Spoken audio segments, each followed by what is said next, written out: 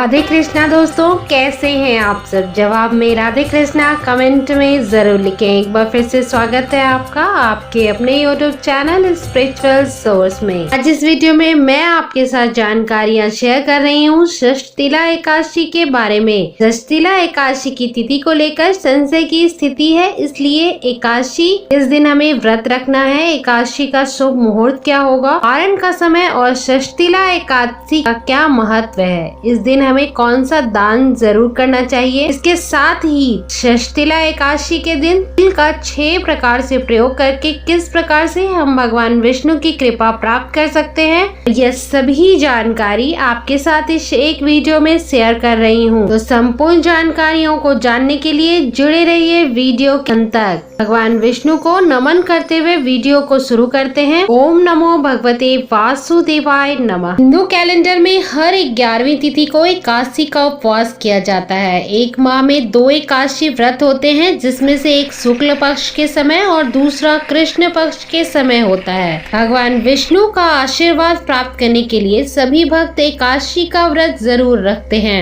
एकादशी का उपवास 3 दिनों का चलता है, यह सुनिश्चित करने के लिए कि अगले दिन पेट में भोजन का कोई भी अवशेष न रहे। इसलिए सभी भक्त उपवास के एक दिन पहले यानी दशमी में दोपहर में ही भोजन करते हैं या सूर्यास्त के पहले भोजन कर लेते हैं। एकादशी के दिन जो भी भक्त हैं कठोर उपवास रखते हैं और अगले दिन सूर्योदय के बाद ही अपना उपवास को समाप्त करते हैं। एकादशी उपवास के समय में सभी प्रकार के अन्न को वर्जित माना गया है। आप अपनी मनोशक्ति और शरीर का सामर्थ्य के अनुसार पानी के बिना, केवल पानी के साथ या केवल फलों के साथ अथवा एक समय सात्विक भोजन के साथ उपवास को कर सकते हैं। लेकिन ध्यान रखें, उपवास के समय किस तरह का भोजन खाना है यह निर्णय उपवास शुरू होने से पहले ही लिया जाता है। इसलिए दशमी के दिन या एकादशी के सुबह ही आप संकल्प ले लें कि आप किस प्रकार का व्रत रखेंगे। कभी कभी एकादशी का व्रत लगातार 2 दिनों के लिए होता है। जब एकादशी का व्रत 2 दिन के लिए होता है तो समाज परिवारजनों को पहले दिन की एकादशी करनी चाहिए और दूसरे दिन की जो एकादशी होती है वह दूजी एकादशी कहते हैं, जिसे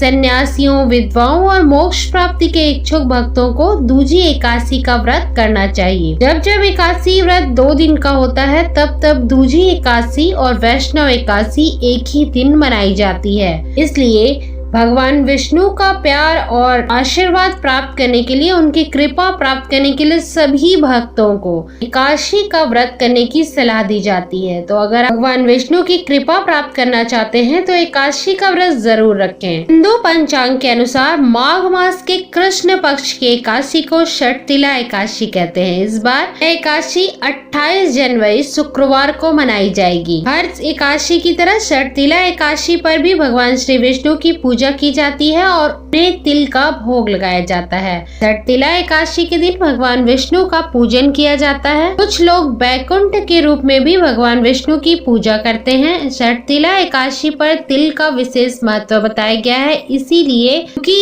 इस दिन 6 प्रकार से तिलों का उपयोग किया जाता है, जिसमें तिल से स्नान, तिल का उपटन लगाना, तिल से हवन करना, तिल से तर्पण, तिल का भोजन और तिलों का दान किया जाता है। षष्ठीला एकादशी पर तिल को पानी में डालकर स्नान करने और तिल का दान करने का भी विशेष महत्व है। तो आप इस दिन स्नान से पूर्व अपने जल में तिल जरूर मिला लें। षष्ठीला एकादशी व्रत में तिल का 6 प्रकार से प्रयोग करना उत्तम फलदायी माना जाता है। जो व्यक्ति जितने रूपों में तिल का उपयोग और दान करता है उसे उतने ही 1000 वर्ष तक स्वर्ग में स्थान की प्राप्ति होती है। आइए अब मैं आपको बताती हूँ कि षष्ठीला एकादशी का व्रत किस दिन रखा जाएगा और इसका शुभ मुहूर्त क्या होगा।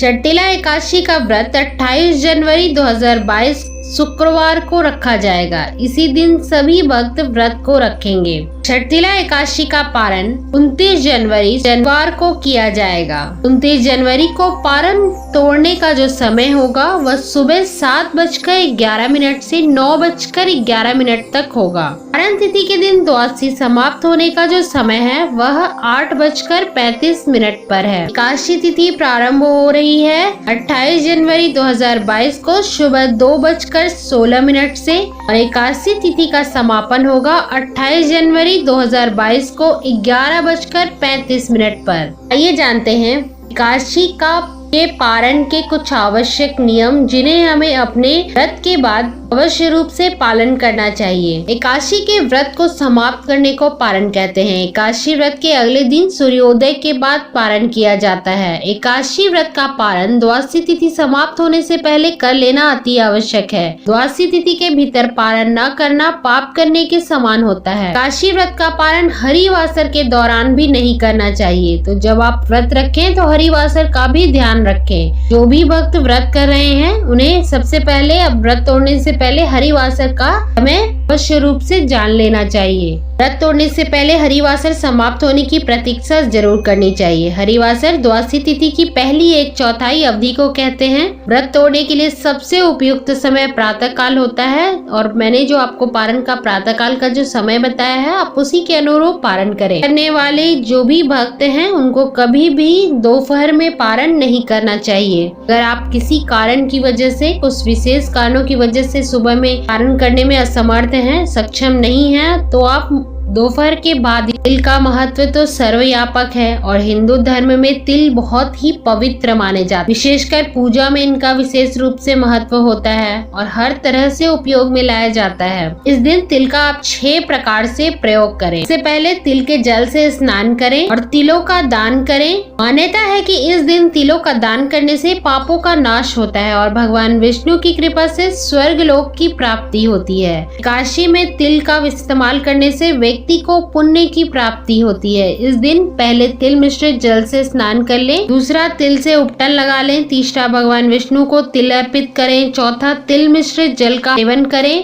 पांचवा फलहार के समय तिल के मिष्ठान ही ग्रहण करें और छठवां एकादशी के दिन तिल से हवन करें, तिल का ही दान करें। षष्ठीला एकादशी के दिन व्रत न करने पर भी अगर आप 6 तरीकों से तिल का इस्तेमाल करते हैं तो आपको ऐसा करने से भी पुण्य की प्राप्ति होती है। तो अगर आप व्रत भी नहीं भी रखते हैं तो भी तिल का 6 तरीके से उपयोग इस दिन जरूर करें। आशा करती हूँ मैंने जो षष्ठीला एकादशी से जुड़ी जानकारियाँ आपके साथ शेयर की हैं आपके लिए लाभदायक साबित होगी। अगर वीडियो पसंद आए तो लाइक जरूर कीजिएगा। इसी तरह की जानकारियों के लिए जुड़े रहिए आप अपने इस YouTube चैनल स्पिरिचुअल सोर्स के साथ। अपना प्यार और सपोर्ट हमें देते रहें। ज्यादा से ज्यादा सबके साथ शेयर करें ताकि सभी लोगों को इस वीडियो का फायदा मिल सके। वीडियो देखने के लिए आप सभी का बहुत बहुत धन्यवाद। आज के वीडियो में इतना ही। मिलते हैं अगले वीडियो में एक नई और रोचक जानकारी के साथ। आप सभी को षष्ठीला एकादशी की